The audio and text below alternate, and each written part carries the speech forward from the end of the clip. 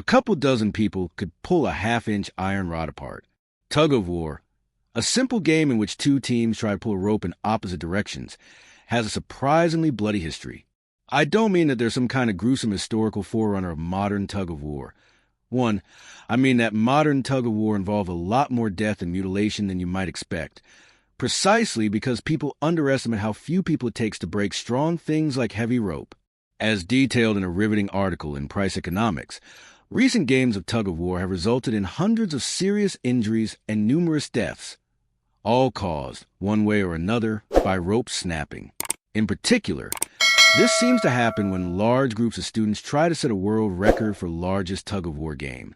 When a rope under many tons of tension suddenly snaps, the recoiling ends can and do cause a terrifying variety of injuries.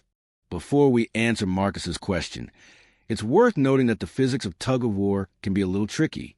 It seems like common sense that the stronger team has an advantage, but that's not quite right. To win, you need to resist sliding forward better than the other team. If you can't resist sliding, then increasing your arm strength means you'll just pull yourself forward. Since sliding friction is often proportional to weight, tug-of-war on many surfaces is simply a contest over who's heavier. 2. The strongest team in the world would lose a tug-of-war with a 6-year-old and a sack of bricks, as long as the sack had a firm grip. So, how much force can tug-of-war players exert? A 2011 paper analyzing the immune systems of several elite tug-of-war players. 3. Measure their average pull force on a school gym floor to be about 102.5 kilograms force, or about 1.5x their body weight. The ultimate tensile strength of cast iron is about 200 megapascals, MPa. So we can use a simple formula to figure out how many players will be needed to break one. 2 teams of 25 people could probably pull a half-inch iron bar apart. An inch-thick iron bar could be torn in half by teams of 101 people. 5. And a 2-inch diameter bar would need over 400. It's hard to have a tug-of-war with something thicker than about 2 inches. Since you're not allowed to install handles on the rope. 6. It has to be narrow enough to grip easily. While 400 people may be the limit for plain iron bars, there are much stronger substances out there. Common types of steel, for example, have a tensile strength about 10 times that of cast iron. Common half-inch rebar, for example, would in theory take teams of over 200 people to pull apart, compared to 25 for cast iron. Other substances are even stronger.